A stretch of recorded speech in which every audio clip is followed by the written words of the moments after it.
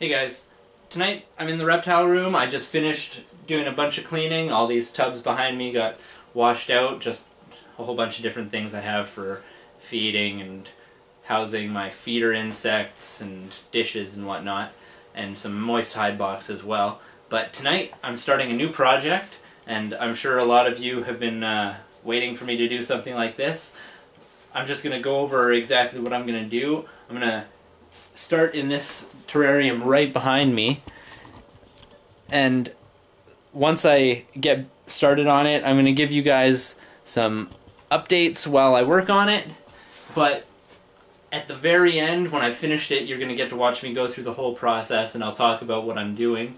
But at the end, I'm going to put all the clips together into one organized how-to video, and I'll post that up as one series by itself. But this might take a little while, so there will probably be some updates with my reptiles in between that and the finished product. So I'm really excited to get started on it, and I'm going to start carving right now. So I'm going to probably talk about the ideas of exactly what you need to think about when you start doing the project. So here we go.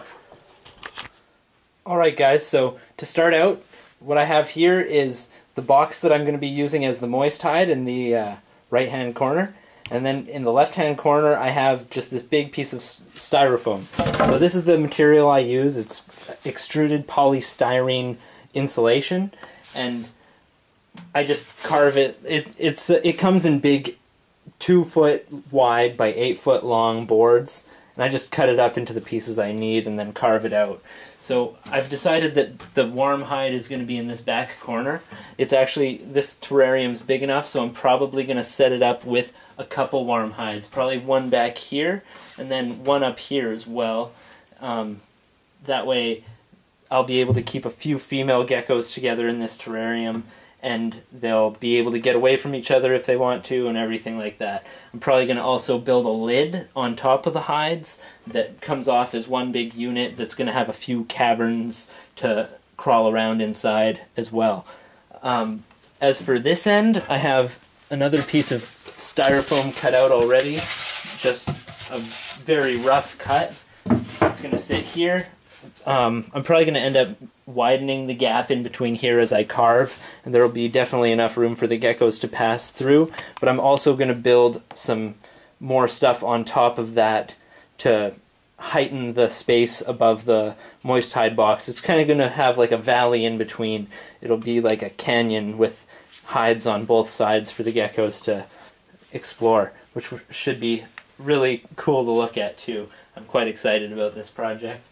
I want to make it as cool as possible for all you guys. This hide box, also, I'm going to have a lid where the geckos will enter from the top. So I don't have any holes on the sides. So I'll probably have a couple little rock outcropping, or faux rock outcroppings around here and in here that the geckos will be able to hide underneath. But I'm going to get on carving, and I'll show you how I do that. So guys, I wanted to show you the first thing that I do with a moist hide box. This bottom piece of styrofoam is sitting exactly the way that I'm going to have it, but I flipped the moist box upside down on top so that I could use the edge to trace out the size of the hole that I'm going to need to cut to fit that in there.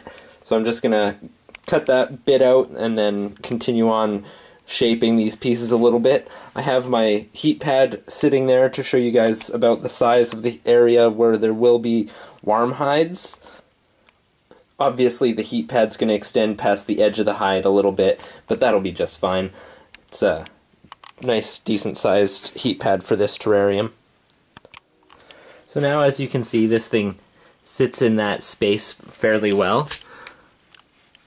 I'm gonna have to layer it up to get enough height to cover that thing up, but that's exactly what I want, because I want to have like a canyon in the middle, like I said before. But on this side, I'm just gonna show you guys. People ask me all the time how I get, like, how do I make it for a specific size tank? The real simple answer is I don't.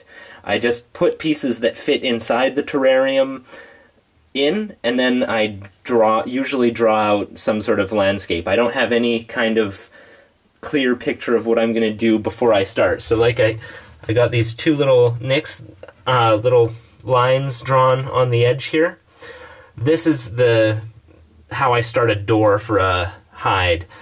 I'll just end up coming from one of those lines and drawing out a little space.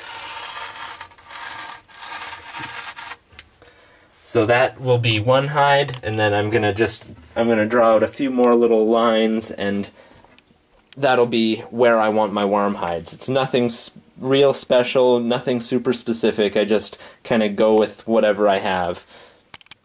So as you can see, I've drawn out two hide spaces that come to the edges of the styrofoam. So I'm gonna end up cutting these out. I'm gonna save my carving for the tutorial video that I'm gonna have at the end. So I'm just gonna end this video here. So here's the project. Hopefully you guys are as excited as I am about this. I'll keep you updated with my progress, and then, like I said, at the very end I'll have a nice tutorial video for you guys to see. Have a good one, guys.